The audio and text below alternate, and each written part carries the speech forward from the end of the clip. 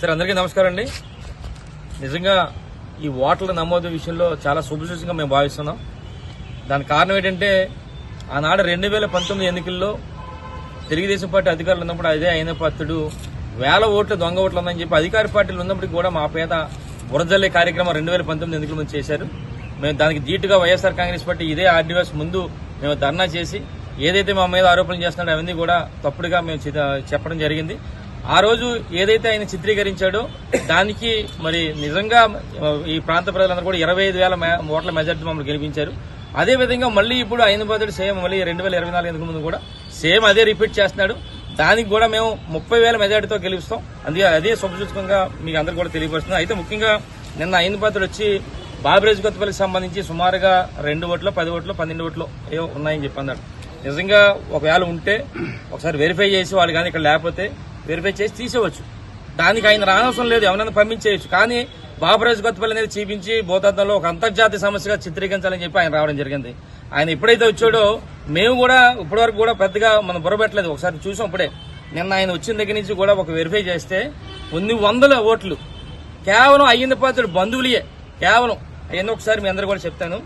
లాలం శ్రీరామూర్తి అనే ఆయన 162 PS booth లో 110 సీరియల్ నెంబర్లో వైజాగ్లో ఉంటున్నాడు. ఆయన అయ్యందిపాత్రుడి సొంత చిన్నాన్న.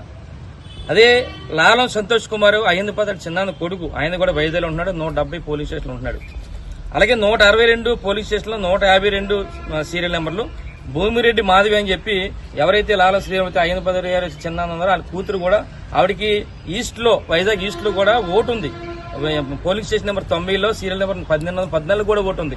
వీళ్ళు ముగ్గురు కూడా సొంతంగా అయ్యందిపాత్రుడు చిన్నాన్న గారి పిన్ని వాళ్ళ కూతురు ముగ్గురు కూడా కొన్ని సంవత్సరాలు 20-30 సంవత్సరాల నుంచి కూడా సెటిల్ అయిపోయారు ఆల్రెడీ వైజాగ్లో. ఎటువంటి ఇక్కడ గుర్తింపు కార్డులు కానీ ఏమీ లేవు. అది కాకుండా ఇంకోటి ఏంటంటే చలుమూరి వెంకటస్వామి అని ఆయన వాళ్ళ అయ్యందిపాత్రుడు చిన్నాన్న ఆయన కూడా పోలీస్ స్టేషన్ 162లో సీరియల్ నెంబర్ 192లో వైజాగ్లో ఉంటున్నాడు. ఆయన అయ్యందిపాత్రుడు చిన్నాన్న. అలాగే చలుమూరు వరలక్ష్మణి అయ్యందిపాత్రుడు గారు ఆయన పిన్ని ఆవిడ కూడా సీరియల్ నెంబర్ 225 పోలీస్ స్టేషన్ 162లో ఉన్నారు. అలాగే గిరిజాశంకర్ ఉలబాలని చెప్పి అయ్యందిపాత్రుడు చిన్నాన్న కొడుకు ఆయన కూడా బుచ్చింపట్లో ఉంటున్నారు. వీళ్ళు కూడా ఎప్పటి నుంచో పూర్వం నుంచి సెటిల్ అయి ఉన్నారు. ఇదే కాకుండా జాగారపు శ్రీనివాసరావు అని చెప్పి అయ్యందిపాత్రుడు చిన్నాన్న పోలీస్ స్టేషన్ 162లో 205లో ఆయన ఉన్నాడు. ఆయన భార్య కూడా జాగారపు అన్నపూర్ణ అంటే అయ్యందిపాత్రుడు పిన్ని, ఆవిడ కూడా సీరియల్ నెంబర్ 203లో 162 పోలీస్ స్టేషన్లో ఉన్నారు. అలాగే జాగారపు స్రవంతి వాళ్ళ అమ్మాయి ఎవరంటే అయ్యందిపాత్రుడు పిన్ని కూతురు, ఆవిడ కూడా పోలీస్ స్టేషన్ 162 210లో కూడా ఆవిడ ఉన్నారు. వీళ్ళు ముగ్గురు కూడా వైజాగ్లో ఎప్పటి నుంచో పూర్వం నుంచి కూడా సెటిల్ అయిపోయి ఉన్నారు. ఇదే కాకుండా పెంట రాధాకృష్ణ ప్రసాద్ అని చెప్పి అయ్యందిపాత్రుడు బావమరిది, ఆయన కూడా 161 పోలీస్ స్టేషన్లో 836లో ఆయన వైజాగ్లో సెటిల్ అయ్యారు. అలాగే పెంట గౌతమి ఎవరైతే బావమరిది ఉన్నారో అయ్యందిపాత్రుడు బావమరిది కూతురు గౌతమి పెంట, ఆవిడ కూడా వైజాగ్లో సెటిల్ అయింది. వీళ్ళు కూడా అక్కడ ఉన్నారు.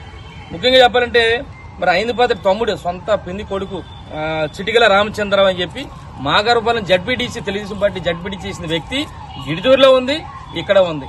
అది కూడా ఇదే కాకుండా కసింగోడ సంబంధించి పెదపాటి కళ్యాణి పెదపాటి సంజయ్ అనే ఇద్దరు అమ్మాయిలు కూడా వాళ్ళ తాలూకు ఇద్దరు కూడా పోలీస్ స్టేషన్ 162లో 111 125 అంటే ఈ విధంగా నిన్న మేము ఆయన వచ్చిన తర్వాత వెరిఫై చేస్తే కొన్ని వందలు కేవలం కుటుంబ ఓట్లు సుమారుగా కొన్ని సంవత్సరాల నుంచి కూడా మరి ఇక్కడ ఎన్ని కూడా చేస్తున్నాడు. ఎన్ని కూడా మరి మాట్లాడేదంటాడు 40 years ఇండస్ట్రీ అంటాడు, అంటే 40 years ఎక్స్పీరియన్స్ అంటాడు. ఇదా ఎక్స్పీరియన్స్ అని చెప్పబడుతుంది. మీ అందరిని కూడా మీ ద్వారా అయ్యందిపాత్రుడికి కొన్ని సంవత్సరాల నుంచి కూడా మీ కుటుంబ తాలూకా ఓట్లన్నీ కూడా ఎక్కడే చేర్చి మరి కుటుంబ పాలన చేస్తూ నువ్వు దొంగ ఓట్లు చేస్తున్నావు, నువ్వు మా మీద మరి చేయడం చాలా సిగ్గుచేయడం చెప్పి అంటున్నాను.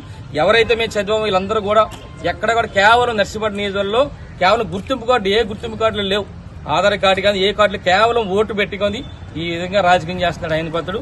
ఇదే కాకుండా అల్లిపూడి సొంత ఊరు అయ్యందిపాత్రుడు ఊరు సొంత ఊరు అల్లిపూడి నుంచి చాలా గ్రామం ఉన్నాయి. ఇక్కడ రౌతులపూడి నుంచి ఉన్నాయి, బుచ్చింపేట నుంచి ఉన్నాయి. ఇలా దొంగ ఓట్లు కొన్ని సంవత్సరాల నుంచి కూడా వేసుకుంటూ వెళ్తున్నాడు.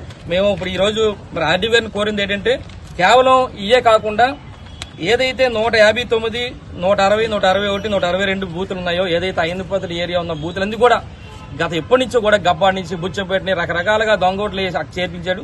మీకు సొంతంగా మరొకసారి ఈ 4 బూతులు కూడా మళ్ళీ ఒకసారి డోర్ టు డోర్ వెరిఫై చేయాలని చెప్పి మరి ఇక్కడ గౌరవ ఆర్డీఓ గారిని కోరడం జరిగింది. ఏదప్పుడు కూడా మరి ఎంత బిల్డప్లు ఇస్తున్న అయ్యందిపాత్రుడికి ఒకటే తెలుసుకోవాలి, నీ ఓట్లు దొంగోట్లు అంటే కేవలం మీ సొంత ఓట్లే, మీ ఇంట్లో ఓట్లు కూడా ఈ విధంగా చేయడం చాలా దుర్మార్గం అని చెప్పి సందర్భం తెలియపరుస్తూ ఎన్ని ఆరోపణలు చేసినా ఎన్ని జిమ్మికలు చేసినా సరే రేపు జరగబోయే ఎన్నికల్లో ఈ రాష్ట్రంలో వైఎస్ఆర్ కాంగ్రెస్ పార్టీ అధికారంలోకి వస్తుంది. వైఎస్ జగన్మోహన్ రెడ్డి గారు ముఖ్యమంత్రి అవుతారు. ఇక్కడ 30,000 మెజార్టీతో వైఎస్ఆర్ కాంగ్రెస్ పార్టీ జెండా మేము ఎగరేస్తామని చెప్పి మీ ద్వారా 5 పదవికి తెలియపరుస్తూ నమస్కారాలు తెలుపుకున్నాను. జై జగన్.